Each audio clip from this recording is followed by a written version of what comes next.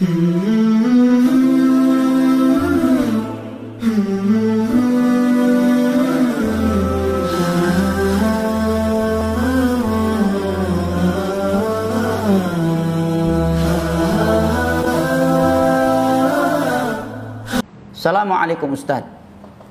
Waalaikumsalam warahmatullahi wabarakatuh. Semalam ana baru saja menolak orang yang mau mengobati ayah saya yang sudah lama sakit, tidak bisa bergerak lagi. Katanya ayah saya ada ikatan dengan jin. Mereka mengatasnamakan pengobatan Islami. Namun setelah pembicaraan cukup lama, ana menemukan keganjalan. Katanya si pengobat bisa tahu obrolan dari jarak jauh. Pertanyaannya, apakah sudah benar yang saya pikirkan kalau dia adalah bagian dari kesyirikan dukun? Dia dukun karena ngaku tahu perkara gaib, menunjukkan dia memelihara jin untuk mengetahui hal-hal yang jauh darinya. Ini dukun. Jangan percaya.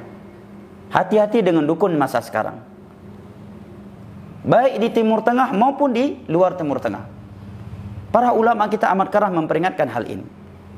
Kata Syekh Saleh, kata Syekh Abdul Aziz Ar-Rais, bagian para dukun masa sekarang ada yang pakai jubah, ada yang berjenggot, dan ada yang celana cingkrang.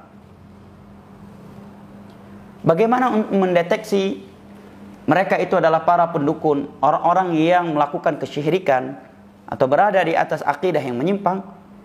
Secara umum dengan kita belajar akidah. Karena dengan kita belajar akidah yang sahih, kita akan mengenal akidah yang rusak.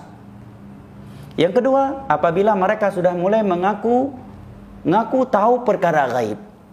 Orang yang mengaku tahu perkara gaib, dia adalah kahin atau arraf, dukun atau tukang ramal yang hukumnya sama dalam Islam.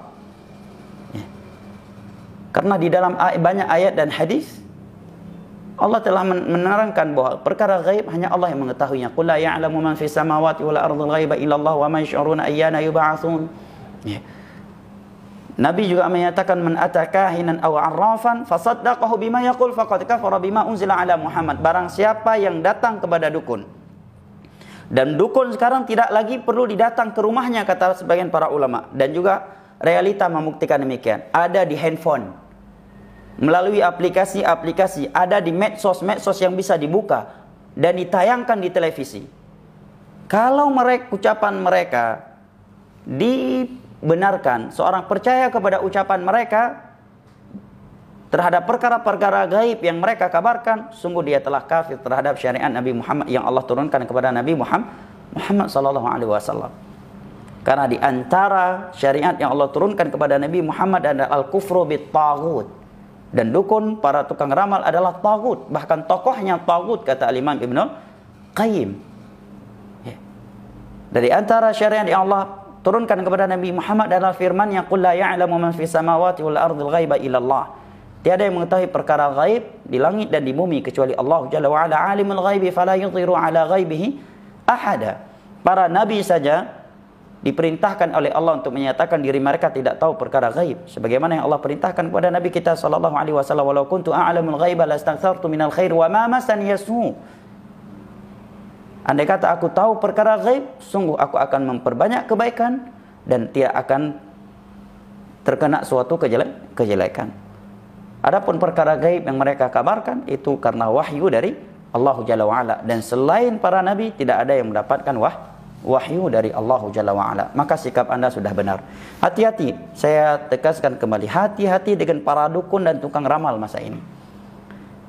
Kalau dia sudah mengaku tahu perkara gaib, ini biasanya kahin yang kayak ini, langsung ngaku. Yang satu lagi licik dia, sama aja hukumnya dengan dukun, tapi dalam bahasa hadis arraf, tukang ramal. Memang tidak secara tersurat dia mengatakan dirinya tahu perkara gaib, tetapi dia mengatakan dirinya tahu perkara gaib secara tersirat. Contohnya tadi, sepertinya bapak ini begini. Dulu bapak pas masih kecil begini demikian kan? Bapak ini punya sifat demikian, dia punya anak demikian. Yang hal itu perkara gaib untuk dirinya.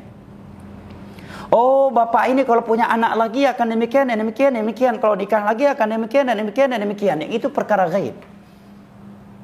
Ya, atau sok-sok meramalkan dengan mencocokkan sesuatu dengan sesuatu yang lain. Oh, bapak lahirnya tanggal sekian, bulan ini, melakukan itu di bulan itu dan seterusnya. Ini araf. Jangan percaya, walaupun berjenggot, walaupun berjubah, walaupun celana cingkrang, walaupun bawa ayat dan hadis, jangan percaya. Dukun itu. Ya. Kalau sudah mengaku tahu perkara gaib. Ya. Contohnya lagi, saya obati dari jarak jauh. Ya, dari jarak jauh. Atau melakukan suatu pengobatan yang itu hakikatnya bukan lagi pengobatan. Kalau sekedar seorang disuruh bacakan ayat ini, ayat itu sebagai tajarruban, ya, karena semua ayat Al-Quran adalah obat, ya, terkhusus untuk mengusir jin, maka ini termasuk at-tadawi kata para ulama. Tapi kalau sudah masuk kepada ritual ibadah, bacakan ayat ini setiap mau tidur, niscaya akan tercegah dari sihir tanpa dalil dari Al-Quran dan hadis serta ucapan para salaf, ini sudah jatuh ke dalam bid'ah. Maka tinggalkan orang-orang yang seperti ini. Demikian juga para peruqyah yang mulai memegang pasiennya yang lawan jenis dengannya, ya. Kemudian banyak berbicara hal-hal yang tidak bermanfaat dengan orang yang dia ruqyah. Ya. Ini rata-rata orang-orang yang mencari penghasilan, ya, cari uang dengan menipu masyarakat. Hati-hati dari mereka ini. Kalau dia peruqyah yang baik, dia akan beruqyah dengan Al-Quranul Karim, dengan zikir-zikir yang Nabi sebutkan, atau nasihat-nasihat indah kepada orang yang kesurupan tersebut agar dia memperkuatkan hubungan dirinya dengan Allah Jalla wa'ala, dengan menjalankan perintah-perintah, meninggalkan larangan-larangannya, atau menasihat yang tegas untuk jin tersebut. Tidak mengajak komunikasi dan bertanya-tanya dari mana, kenapa, dan seterusnya. Nah, barakallahu fiik. Sudah benar sikap Anda dengan tidak percaya kepada orang tersebut.